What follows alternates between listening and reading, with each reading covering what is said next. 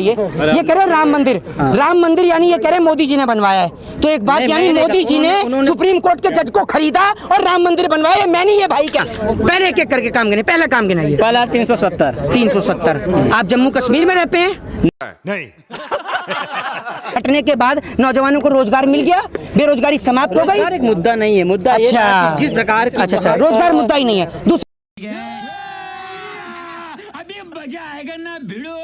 मैं आपसे पूछना चाहता हूँ, इतने सारे पत्रकार है, कोई भी मोदी जी का 5 काम नहीं गिना पाएगा। आप गिनाएंगे? नहीं। एक मिनट आइए सर, आप आइए। एक मिनट चाचा, एक मिनट आइए। आप आइए सर, आगे आइए।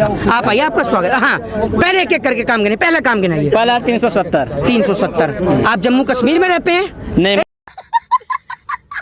एक मिनट सुनते रहिएगा। मैं भारत में रहता हूँ। कहाँ रहते हैं? भारत में। तो भारत में जम्मू कश्मीर नहीं है? तो जम्मू कश्मीर से सुन लीजिए, जम्मू कश्मीर से धारा 370 हटने का यूपी, बिहार, पंजाब, हरियाणा, राजस्थान, इनके लोगों को क्या फायदा हुआ? जम्मू कश्मीर से धारा 370 हटने के बाद नौजवानों को रोजगार मिल गया। मोहित शर्मा ने गोदी मीडिया को कैसे धोया? वीडियो में बने रहें, वीडियो को लास्ट तक देखें, सब्सक्राइब जरूर। बेरोजगारी समाप्त हो गई। एक मुद्दा नहीं है, मुद्दा अच्छा जिस प्रकार की अच्छा रोजगार मुद्दा ही नहीं है। दूसरा काम गिनाइए। पहले काम गिनाइए। अरे पहले काम कर रहा था, उसे थोड़ा सा राहत मिली। एक सर एक क्या कहना? दूसरा काम गिनाइए। दूसरा काम गिनाइए। दूसरा काम राम मंदिर। भाई सुन लीजिए, भारत आजादी बहुत बढ़िया, बहुत बढ़िया। भाई ये गोदी मीडिया के एक पत्रकार महोदय बोल रहे हैं राम मंदिर, मतलब राम मंदिर। हाँ, सपना था, सपना भी कराऊंगा पूरा आपका। जाइए, ये कह रहे राम मंदिर यानी ये कह रहे मोदी जी ने बनवाया है। तो एक बात यानी मोदी जी ने सुप्रीम कोर्ट के जज को खरीदा और राम मंदिर बनवाया। बात तो सही है। मंदिर बनवाए। मैं नहीं, ये भाई कह रहे हैं, क्योंकि ये कह रहे मोदी जी के। नहीं कह रहा हूँ, ये फंस गया सी है। मैंने कहा मोदी जी के 5 काम गिनाओ, आपने कहा राम मंदिर बनाया है। मैं तो ये कह रहा हूँ, उन्होंने राम मंदिर पे जो मुद्दा था बीजेपी का, हाँ, उसे खत्म किया। हाँ, एक बात आप मुझे बताइए, जो 3 तलाक का जो मुद्दा था, उस 3 तलाक के मुद्दे को तो जो पार्लियामेंट से क्लियर कराया गया, देश की जनता के 133 करोड़ जनता के आराध्य मर्यादा पुरुषोत्तम भगवान श्री राम को कोर्ट के चक्कर क्यों लगवाए बीजेपी ने? मोदी जी ने बनवाया है। मोदी जी कल नहीं, राम को लेके आएंगे भाजपा वाले, कल को कहेंगे नहीं, कल को कहेंगे अपने बाप को भी हम ही लेके आए तो मान लेंगे। हम ही लेके आए तो मान लेंगे। ये सांप्रदायिक लड़ाई थी, बहुत पहले से चली आ रही थी। अच्छा, बीजेपी एजेंडा बनाया। ये एक मिनट, तो ये बीजेपी ने बनवाया राम मंदिर, ये तो बता दीजिए मुझे। मैंने पूछा है मोदी जी के 5 काम। आजादी के बाद से हाँ, जिस प्रकार से राम मंदिर का मुद्दा चला, सरकार 70 साल रही। अच्छा ठीक है, आजादी पे आए हैं, आजादी पे आए हैं। जरा 10 स्वतंत्रता सेनानियों के नाम गिनाइए आजादी के। ये फंस गया सी। मोदी जी के 5 काम आप नहीं गिना पाएंगे। 10 स्वतंत्रता सेनानियों के नाम गिनाइए। इनकी पत्रकारिता आज मैं दिखाता हूँ। कोई नहीं, अरे 10 स्वतंत्रता सेनानियों के नाम गिनाइए, गिनाइए, लगाइए। अरे सवाल, चलिए पत्रकारिता में कौन? अरे चुप रहिए 1 मिनट। पत्रकारिता में कौन सा स्थान है भारत देश का? रुक जाइए, कौन सा स्थान है? स्थान नहीं, कोई स्थान ही नहीं है, मुद्दे की क्योंकि आप दलाल मीडिया है। गोदी मीडिया तो स्थान ही नहीं है। सकते हैं। हाँ, तो आप ये बताइए कौन सा स्थान है? अरे भारत देश में पत्रकारिता का कौन सा स्थान है, जरा बताइए। स्थान से बात नहीं, बात यहाँ सवाल। अरे आप सवाल, आप कोई जवाब ही नहीं दे रहे। मैंने पूछा मोदी जी के 5 काम गिनाओ, तो 5 काम आप गिना ही नहीं रहे। गिनाओ ना। आप एक काम बताइए कोई ऐसा है। मैं गिनाता हूँ मोदी जी ने कितने झूठ बोले। कितने झूठ गिनना चाहेंगे? कितने झूठ गिनाऊं? मैं गिनाता हूँ। अरे मैं गिनाता हूँ मोदी जी के झूठ। देखिए, ये मोदी जी के काम तो गिना नहीं पाए। अरे भाई साहब रुक जाओ एक मिनट। मोदी जी के काम तो गिना नहीं पाए, मैं झूठ गिना देता हूँ। 2 करोड़ रोजगार, 100 स्मार्ट सिटी, हवाई चप्पल वाले को हवाई यात्रा, 15 लाख रुपए। ठीक है, ये तो चुनावी एजेंडा था, लोगों को समझना चाहिए। चुनावी एजेंडा था तो समझना चाहिए लोगों को। अच्छा, तो चुनावी एजेंडा था तो मोदी जी ने काम करके जरा ये बताइए। नहीं तो 1 मिनट, ये चुनावी एजेंडा था तो मोदी जी को इसलिए बनाया था प्रधानमंत्री कि विदेशी यात्रा पे ही घूमते रहे, इसलिए बनाया था प्रधानमंत्री। विदेशों में वर्चस्व है मोदी का। है? कितने विदेश घूम के आए हैं आप? इस भाई ने गोदी मीडिया से पूछे ऐसे सवाल, सबकी बैंड बजा के रख दी। वीडियो में लास्ट तक बने रहे। मैं तो अपने भारत घूम रहा हूँ। तो फिर आपको कैसे पता मोदी जी का विदेश में वर्चस्व है? आपने देखा नहीं, पूरी मीडिया लगी हुई है कि विदेशों में वर्चस्व है। यूक्रेन युद्ध को ले लीजिए, मोदी। अगर एक बात आप मुझे बताइए, कल को अगर मीडिया ये कहेगी कि ये गोबर नहीं च्यवनप्राश है, तो आप चाट लेंगे?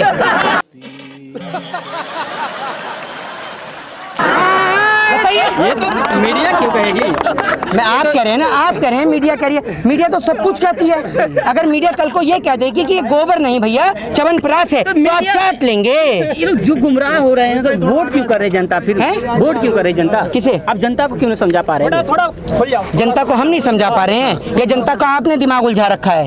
एक गाय के बच्चे को भी इतना पता है। अरे सुनिए तो, ये सुनिए, सुन लीजिए, सुन लीजिए ये, अरे सुन तो लीजिए, ये गाय के बच्चे को भी इतना पता है कि माँ का दूध पीऊंगा तो ताकत आएगी, इसलिए वो अपनी माँ का दूध पीता है। लेकिन इन्हें अंधभक्तों को इतना नहीं पता, ये गाय का गौमूत्र और गोबर खा रहे हैं।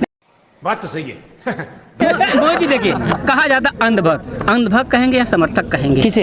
अंधभक्त है, अंधभक्ति में लीन है। समर्थक हर व्यक्ति के होते हैं, हर किसी के समर्थक होते हैं। समर्थक वो होते हैं कि अगर उनका व्यक्ति कुछ गलत काम करता है तो गलत को गलत और सही को सही कहे। ठीक है, वो होते हैं समर्थक। और अंधभक्त वो होते हैं कि भैया चाहे कुछ भी होता रहे, उनको कुछ नजरिया काम। मैं भी जानना चाहता हूँ सर, गिना ये 5 काम।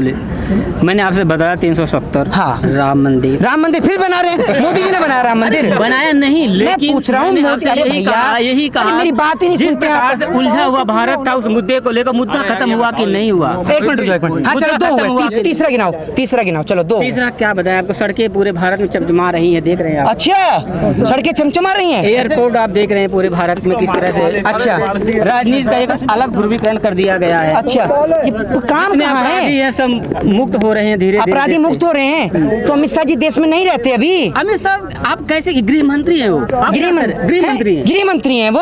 हाँ। तो तड़ीपार कौन था फिर? क्लीन चिट मिली है? क्लीन चिट मिली या नहीं? तो मिलेगी नहीं क्या? बहुत से नेता अरे भैया, आरोप लगता, मैं पूछ रहा हूँ, शादी हो गई आपकी? शादी न होना एक अलग बात है, लेकिन हम मुद्दे की बात करते हैं। मैं कह रहा हूँ अमित शाह को क्लीन चिट मिली, कोर्ट से मिली या नहीं मिली? लीजिए आप, मैं कह रहा हूँ आप बीसीसीआई में कुछ मेंबर हैं क्या? देखो ये है या नहीं है ये बताइए ना। इसलिए नहीं बन सकते आप क्योंकि आपके पिताजी देश के गृह मंत्री नहीं है, आप हमारे पापा नहीं है। किसान तो है ना। अरे भैया यहाँ जिसको देखो किसान का बेटा है। मोदी जी भी किसान के बेटे हैं, आप भी किसान के बेटे हैं। कौन? वो तो चाय वाले। वो कहते हैं मैंने चाय बेची है। चाय की केतली दिखा दीजिए, चाय का स्टेशन तो मिला ही नहीं है। बहुत पुरानी केतली देख लेंगे, क्या हुआ है कोई केतली? भाई साहब मोदी जी का बस नहीं चल रहा। अभी तक किसी पत्रकार ने इनसे ये नहीं पूछा कि मोदी जी इसरो के बारे में क्या कहेंगे, वरना मोदी जी यही कहते कि मित्रों, भाइयों, बहनों, इसरो से मेरा बचपन का नाता है। अब मीडिया वाले पूछेंगे कैसे, तो मोदी जी बताएंगे ऐसे कि जब मैं स्कूल में पढ़ता था तो मेरे से क्लास टीचर कहती थी कि लड़कियां उस रो में बैठेंगी और आप इस रो में बैठेंगे, तो मैं इस रो में हूं।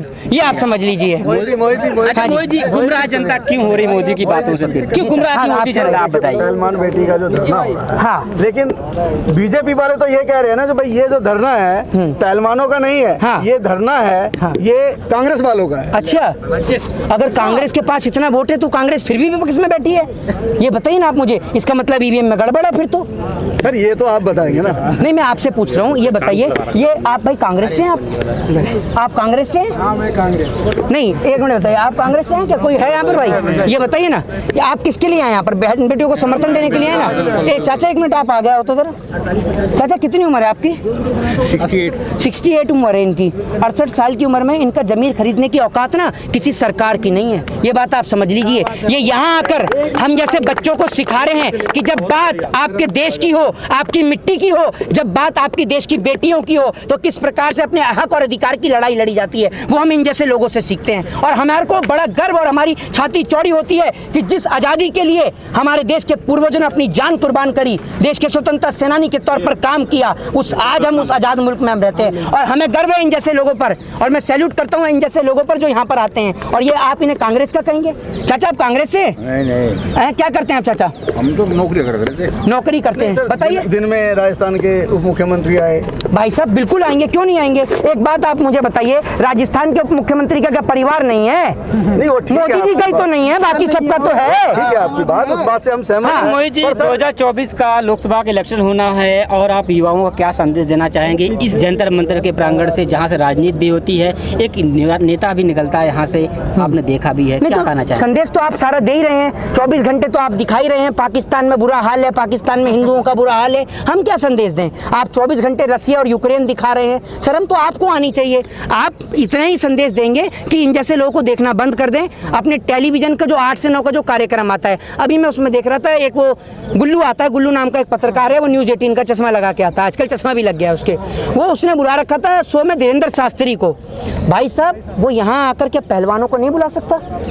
मैं ये कहता हूँ कि अगर हर एक देश की गोदी मीडिया जिनको कहा जाता है, वो 1-1 घंटा का टाइम अगर देश के पहलवानों को दे, तो पूरे देश के अंदर आवाज़ गूंजेगी इनकी। आज पूरे रोड पर बैरिकेड इधर से उधर लगा के बंद कर दिए हैं। इस पीछे वाले रोड से बसें निकल कर जाती थी ताकि लोगों को पता ना चले कि यहाँ पर क्या हो रहा है, क्या नहीं हो रहा है। इस कारण से बैरिकेड लगा के यहाँ बंद कर दिया गया है। आप माने ना माने, इस देश के अंदर नरेंद्र मोदी जी पूरी तरीके से डिक्टेटरशिप यानी तानाशाही स्थापित करना चाहते हैं। ये बात आपको समझनी वही होगी। जी, मगर लोग ये कहते हैं कि मुझे नरेंद्र मोदी से कोई दिक्कत नहीं है, उनकी चुप्पी से दिक्कत है। जी भाई साहब, मैं आपको एक बात बता दूं, नरेंद्र मोदी जी वैसे भी कौन सा कुछ कह रहे हैं, चुप रहे, कोई दिक्कत नहीं है, लेकिन कम से कम ब्रजभूषण को गिरफ्तार तो करवा दें। क्यों नहीं गिरफ्तार कराते हैं? नहीं, वो तो ब्रजभूषण जी ने भी कहा, अगर मोदी जी कह देंगे, अमित शाह जी कह देंगे तो मैं इस्तीफा दे दूंगा। अरे मोदी जी अमित शाह तो कहेंगे ही नहीं, क्योंकि आपने पार्टी फंड में इतना मोटा चंदा देते हैं, मोदी और अमित शाह कहाँ से कह देंगे? कैसी बात कर रहे हैं आप? कह देंगे आप? भाई साहब, मैं आपसे इसीलिए कहता हूँ, ये जो मोदी जी की दलाली करके आपके भी आधे साफ हुए हैं, इतनी मत करिए, पूरे हो जाएंगे, इसीलिए कह रहा हूँ आपसे। क्यों छोड़ दें? आप युवाओं को बोलिए, जो 2000 क्यों छोड़ दें सर? आप मोदी जी की इतनी जो तारीफें करते हैं, जरा यहाँ भी गिनाइए तारीफ। मैं तारीफ संबित पात्रा के सामने सारी तारीफ गिनाएंगे, हमारे सामने भी गिनाइए। मेरा कहने का मतलब जो युवा है वो भी यूथ भी बहक जा रहा है, क्या कारण है? यूथ क्यों नहीं बहकेगा? 24 घंटे नहीं, 24 घंटे आप जब यूथ क्यों नहीं बहकेगा?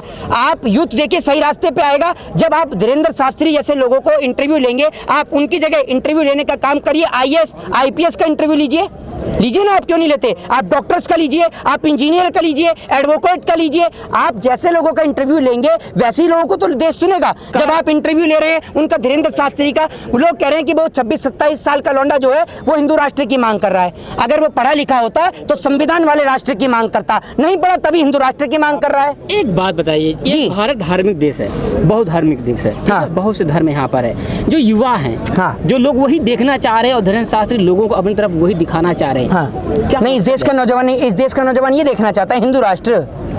अभी आपने देखा बिहार में कितना बड़ा जो कि आंदोलन हुआ। मैं नहीं देखता, आप देखते हैं, आप आचार्य होंगे आपके, आप मानते हो कि मैं नहीं देखता? आचार्य नहीं, मेरा कहने मतलब यूथ है साथ में। क्यों देखेंगे हम? साथ जैसे लोग तो हाँ, तो मैं तो 100 साल का बुढ़ा हो गया ना, मैं तो 100 साल का बुढ़ा हो गया, हम तो नहीं देखते। तो क्यों देखेंगे हम? आज इन युवाओं को वैज्ञानिकों की तरफ बढ़ना चाहिए, सोशल इंजीनियरिंग करनी चाहिए और चीजें डेवलप। तो एक बात आप मुझे बताइए, नहीं आप लोग दिखाते यही हैं, आप लोग दिखाते यही हैं, 24 घंटे नहीं दिखाते क्या मीडिया पर? 24 घंटे यही दिखाते हैं। आप चर्चा करिए एजुकेशन के ऊपर, हेल्थ के ऊपर, डेवलपमेंट के ऊपर, देश के विकास को लेकर कि देश का कैसे प्रोग्रेस किया जाए उसके ऊपर चर्चा करिए, तो देश के नौजवान उसे सुनेंगे। जय हिंद, जय भारत, वंदे मातरम।